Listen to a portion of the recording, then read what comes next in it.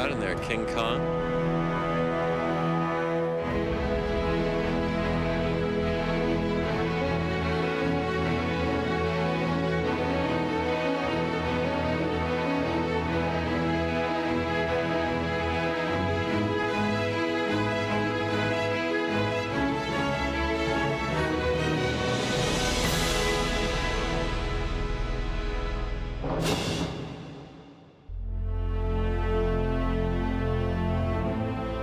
Looking back, the back lot was symbolic for Hollywood. And making movies was my dream. So coming to Universal for the first time was a dream come true for me. The back lot has a magnetic attraction to a young filmmaker. The scenic docks with these massive paintings of blue skies and all this artistry that's been connected with filmmaking. You get to shoot on the lot, and then you look over and it's like there's Jaws. And then you look a little bit further and it's like a Dr. Seuss village. What a fun place to work. It's got the theme park and it's got the working studio. It's not like a fake studio where you're going through a tour and it's just kind of like extras pretending to make movies. They're really making movies there. When Carl Laemmle opened Universal City, his intent was for it to be the movie-making capital of the world.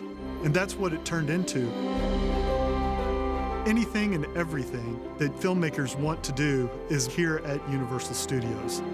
I love being at Universal. It's always been a great home for filmmakers. Bob Zemeckis had his home there, and Ron Howard had his home here. His next cue, he says, "Stay, Elliot." You know, it's thrilling that guys like Steven Spielberg were able to find themselves creatively at Universal. Hitchcock had an office here. Just to know that he was there and walk by and know he was in that office and know that such an incredible genius was in residence here. For years, Alfred Hitchcock had his filmmaking home on the Universal lot. He arrived in 1958 and went on to make The Birds, Family Plot, Topaz, and perhaps his most famous film of all time, Psycho.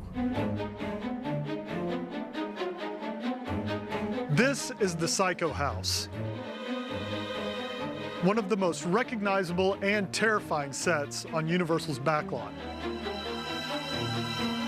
Now this particular house, it originally consisted only of two sides. It was just this side and the front that were actually shot in the first film. She might have fooled me, but she didn't fool my mother. In later years, they ended up adding two additional sides to make it a full, complete home. Hitchcock wasn't the only filmmaker to leave a lasting impression on the lot. Spartacus Square was originally built for Stanley Kubrick's Spartacus, and it's still there today. One of the most recognizable areas in the entire Universal Studios lot is right here, Courthouse Square.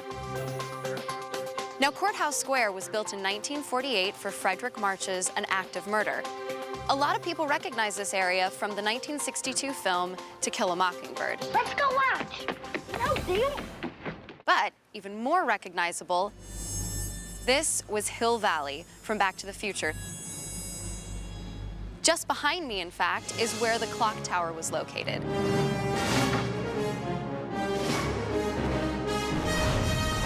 You might recognize this iconic street as the place where Michael J. Fox drove his DeLorean up to 88 miles per hour to get back to the future.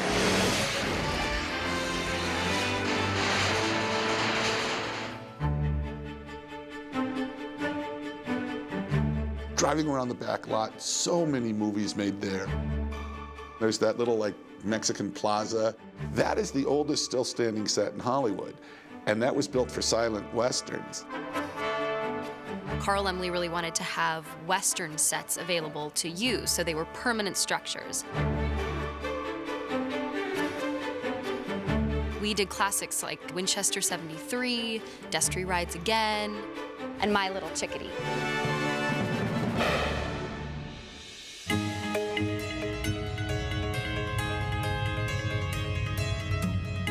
When I think about Universal movies, I have a real soft spot for All the great monsters. Frankenstein, Dracula, Wolfman, Mummy, Creature from the Black Lagoon. Really fine films. The Court of Miracles is a pretty spectacular area.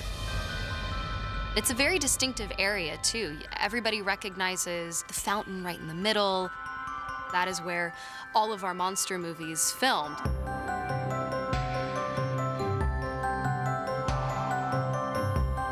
It's a beautiful courtyard area modeled after basically any European town. Scenes from Creature from the Black Lagoon were shot at Park Lake.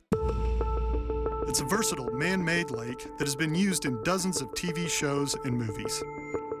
So whenever they want to shoot a scene from a lake or a swamp, they can shoot right here at Park Lake, which is behind me. It was a thrill being on that lot. Going to a bungalow that had been there for 40, 50 years. You really feel part of a continuum. The Universal lot. It was like what I dreamed of movies being. Sort of golden age and that grandeur. The set for the Phantom of the Opera is still up. It's kind of been changed, but it's up.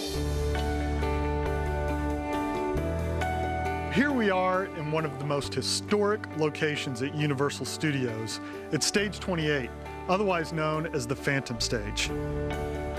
It was originally constructed in 1924 for Lon Chaney's Phantom of the Opera. Over the last 85 years, it's been used countless times whenever a Universal film has needed a theater set. That set is such a deep part of the history we have on the lot, and it's all within the walls of a soundstage.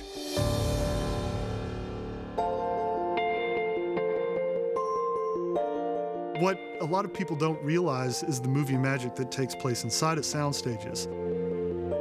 Interiors are transformed into any set that you want to be part of your production. So what is seen on the outside is just a big brown warehouse. Actually inside, there's movie magic that's taking place. And it's just breathtaking. The worlds that are created on these sound stages.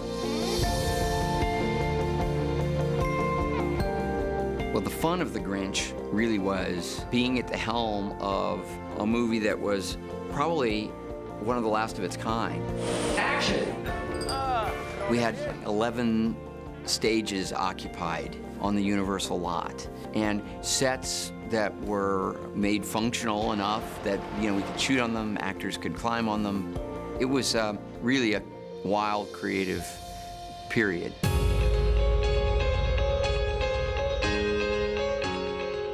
As I sit here in front of the Spartacus set, where we shot the gospel scene in Blues Brothers, I look back and feel privileged and honored to have had such a rich experience on the Universal lot.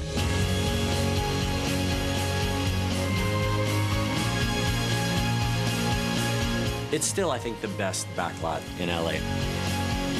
I know it's a cliche, but it is a really magical place. I love it here. This will always be my ancestral roots, and I will always have a place in my heart for Universal.